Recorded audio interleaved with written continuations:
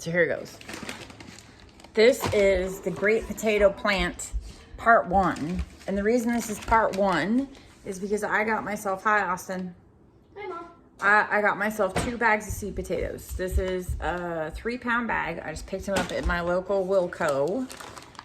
And then I got some Yukon Golds. And I'm gonna cut them up because my hope is tomorrow I plant them. You probably should let them scab over for an entire day.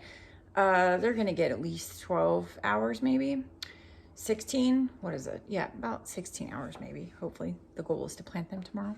So I'm gonna show you how I am going to cut them up so I can increase what I'm gonna get out of the seed potatoes as far as like planting to hopefully get plants. So, get the gel blaster pellets out of the way. Nobody wants to see those. I'm gonna have to figure out how to trim this. Okay.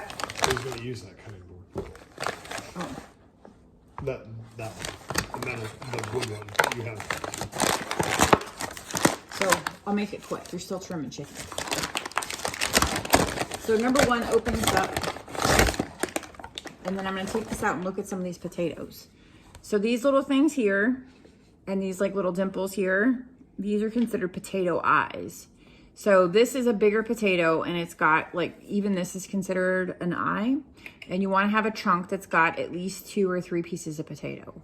So honestly, I'm going to cut this like this because this has got this couple of these really good eyes right there. And so this has got 1, 2, 3, let's see, 1, 2, 3, 4. So I'm gonna cut this at an angle like this because this piece has got 1, 2 eyes here.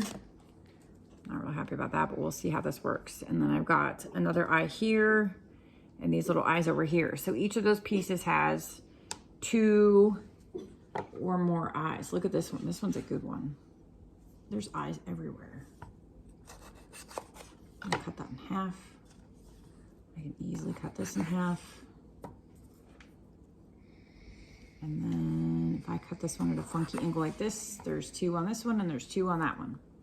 So you have it. That was 1 seed potato that's hopefully gonna give me 4 plants and grow potatoes.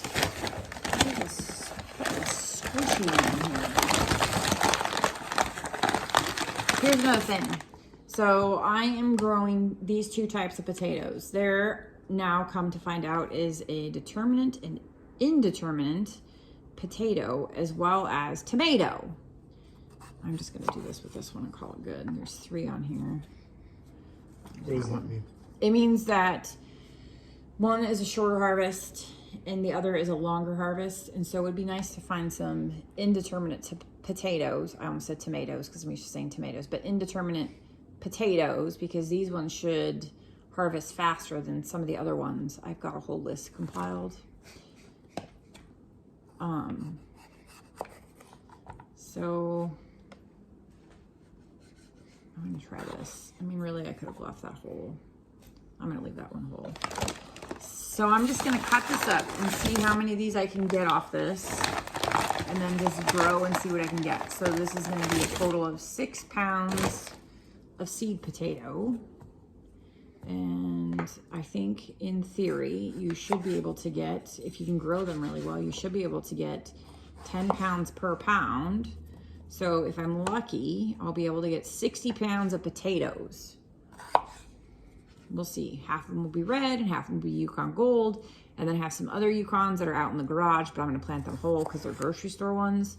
Those don't always grow as well as seed potatoes, but we're gonna try. Because there's no harm ever in trying to grow your own food. I'm just gonna leave it. I'm gonna leave it. I mean, I totally could, but that's such a little potato to start with. And that's it too. Some of these are so small. I think if I can just cut them in half. Yeah, let's cut that one in half. There's still a couple eyes on that one. Cut that in half. Yeah, this has got, these ones have got some good eyes. Oh, but that's nasty. Well, we'll see how this works. I'm gonna cut it like this. And then I'm just gonna call it a wrap because of this spot here. So you have it. Nobody wants to watch me cut 6 pounds of potatoes. I'm gonna cut 6 pounds. Well, I've cut almost 3 pounds. Got 3 more to go. I'm going to cut potatoes and plant potatoes, not tomatoes, potatoes tomorrow. Good after sunny noon to you all. So it is now almost like 65 hours later from when I cut my potatoes. I did not get nearly as much done Saturday working outside as what I anticipated, but that's fine because, well, I guess I have high hopes always. So what I've done is I finally brought out my potatoes, because this is potatoes take 2. So I finally brought out my potatoes, and I've laid them all out. There's Yukon up here, and there's red potatoes down there.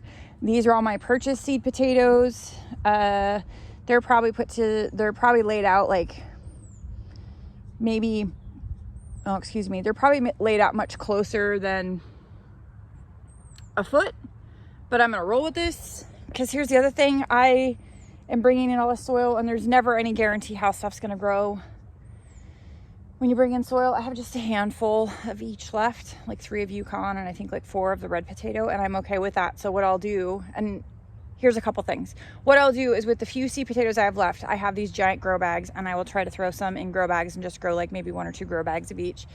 And then what it also is this bed right here is my purchased seed potato bed. And then the other bed that I have over there prepped for potatoes, I have some reds and some Yukons that I purchased from the grocery store that are going to seed. They're growing eyes. And so I will plant them there, and that I can get done because they're not cut. So it doesn't matter. I'm going to plant them whole because some of them are kind of small. It just doesn't, not that it doesn't matter. It'll just be a fun experiment to, number one, see if the seed potatoes grow better than the store-bought potatoes.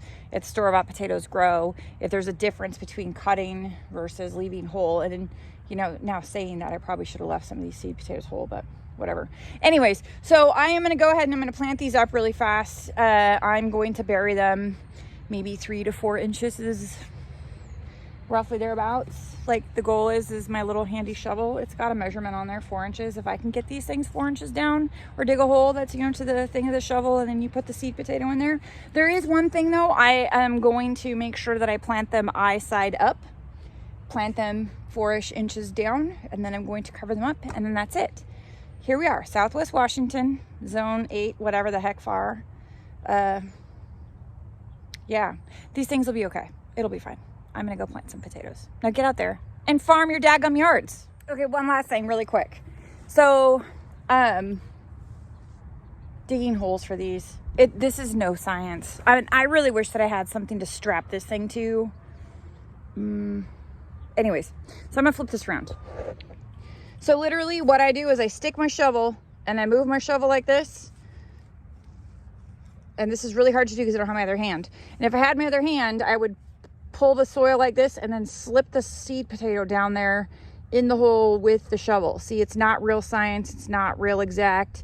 It's just me digging a hole. Soil's gonna fall back in the hole, but these suckers are gonna be 3+ inches down in the ground. And that is what you're shooting for. So, yeah. That's it. Now, for sure, get out there and farm your yard.